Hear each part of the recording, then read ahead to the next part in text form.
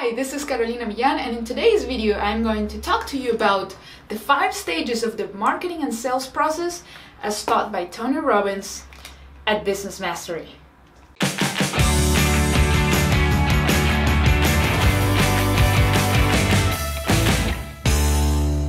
So I have been to every single Tony Robbins seminar.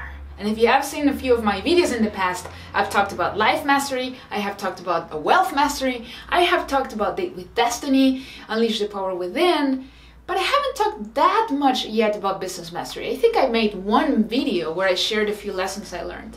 The reason is business mastery is probably the mother of all of his seminars when it comes to content, even more so than date with destiny. Look at this, look at how thick this manual is, and this is from Business Mastery Amsterdam, which when you attend Business Mastery in Palm Beach or in Vegas, they're going to offer you to attend Business Mastery 2, which usually happens in Europe.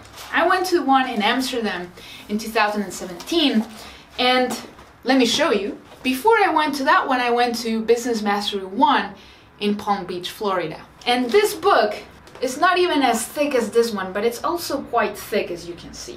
So if I put together both, it's huge. A few things, of course, are repeated, right?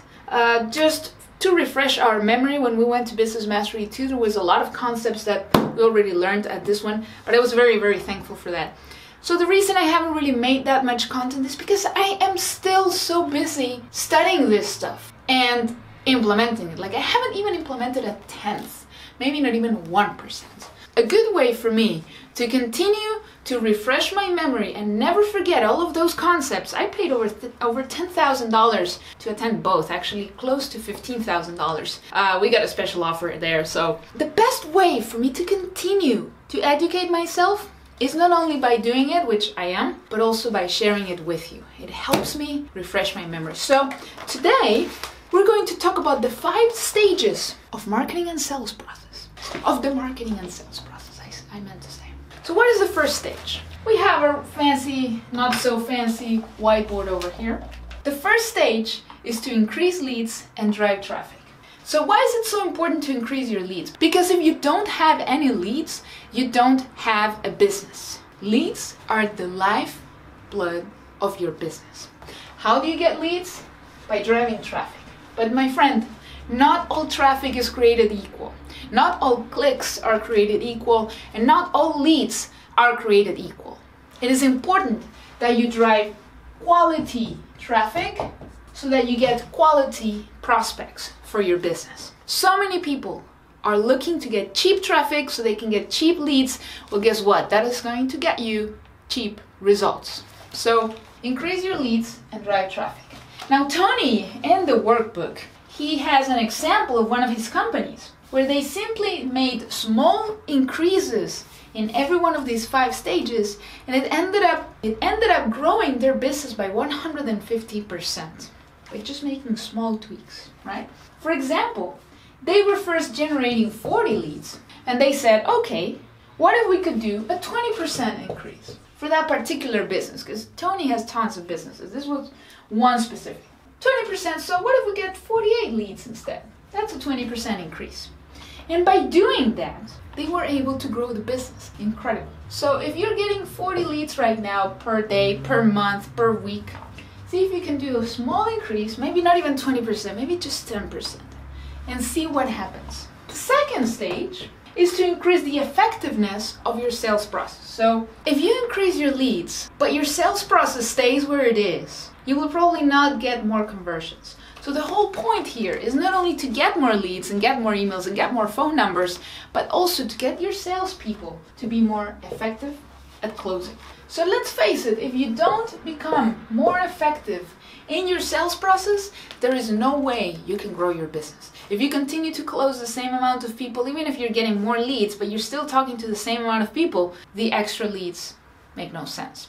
So there are several things that you need to pay attention to in order to increase this effectiveness. The first one, right, is making more contacts, more inbound and more outbound contacts, right, where you contact the person and where you get more people contacting you back. Then you have to have more meaningful conversations, which means you have to actually talk to people. Not just push, not just sell, but talk. Understand them, see what their problems are, and see how you can solve them. Another important step is to increase the appointments. Get more appointments, get more people to book sales calls. Not only your salespeople should be doing this, but also your prospects. How do you do that if you have a better, more effective follow-up sequence, i.e. email marketing sequence, where you give people the link and you let them know, hey, we want to talk to you. We want to have a meaningful conversation with you and see how we can cooperate and work together. Another important step is the percentage of appointments. How many appointments end up becoming meaningful conversations?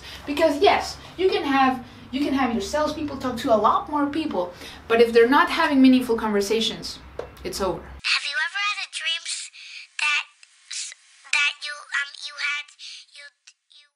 What does it mean to have a meaningful conversation? Again, it means make an impact in that person's life. And sometimes that meaningful conversation might decide that, hey, this is not the product you need. That, my friend, that is really powerful. You have salespeople who are capable of identifying your prospects' needs and even realize when, you know what, this is not the right solution for you, but hey, we have another one. And maybe you even send them to your competitor. Like that could happen, hopefully not. But it's about giving meaning and not being pushy. Right? So the third stage of the marketing and sales process is to increase your sales conversion. If you still have the same percentage of conversions, how can you increase that? How can you sell more? How can you close more sales, right? If you're currently only closing, let's say 5 out of 10, now let's say 5 out of 100. You make 100 inbound, outbound connections and you only close 5. How could you close 10? And then you set that as a goal and you aim to close as many as possible. So that is a decision that you have to make. If you program yourself, if you program your people, your team, this is absolutely possible. The fourth stage, increase transaction value. What does this mean?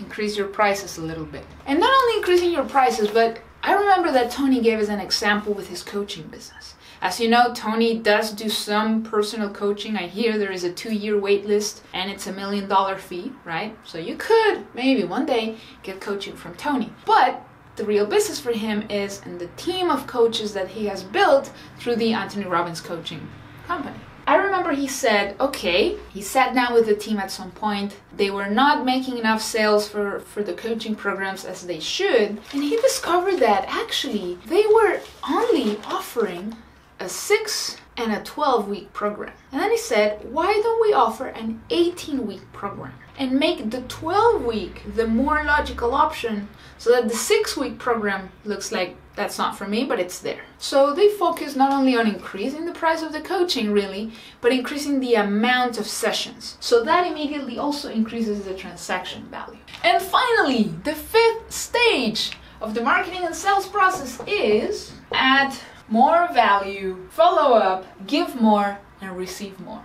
I'm sorry for the messy handwriting, but I think you get it. If you can add more value than anyone else in your market, and Tony talks about this a lot at this seminar, add more value than anyone else in your marketplace, and you will create a raving fan culture. I think there's a book, I can't remember the author right now, but they talk about how if you can get 1,000 true fans, then you will never miss anything in your business. If you could only get to 1,000 people who are your raving fans, your true fans, from there and up, you're good to go. Now, I don't know how true that is. I haven't read the book, but I heard a number of entrepreneurs mention this. Now, if you can create a raving fan culture, people who will buy anything you put out, and think about Apple, even think about Russell Brunson if you're familiar with him, think about Tony Robbins. Like I said, I've been to every seminar and I've also seen him at other people's seminars. I am a raving fan of Tony Robbins. I'm not ashamed to admit it. I am also a raving fan of Gary Vaynerchuk. If you look at this shirt, I have like 10 t-shirts from Gary. I have all of his sneakers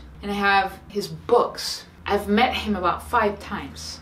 I'm a raving fan. How can you build that raving fan culture in your business? Study these people. Study people who have done that. And this is not about copying, it's about modeling. What are they doing right? What pieces of their puzzle could I implement in my culture, in my business, and which wouldn't work? Now, one thing that all of these guys have in common, they really care about people. They genuinely care. And you can tell when you meet them, when you see them, when you buy their programs, when you interact with them. It's amazing that they care. No matter how high they may be in the success ladder, they care. So be genuine, be authentic, and genuinely care about people. Don't just see a bunch of dollar signs. Dollar signs are important, yes, for your business to thrive and survive, yes. You have to make money, you have to follow all of this. But remember, it's about having meaningful conversations.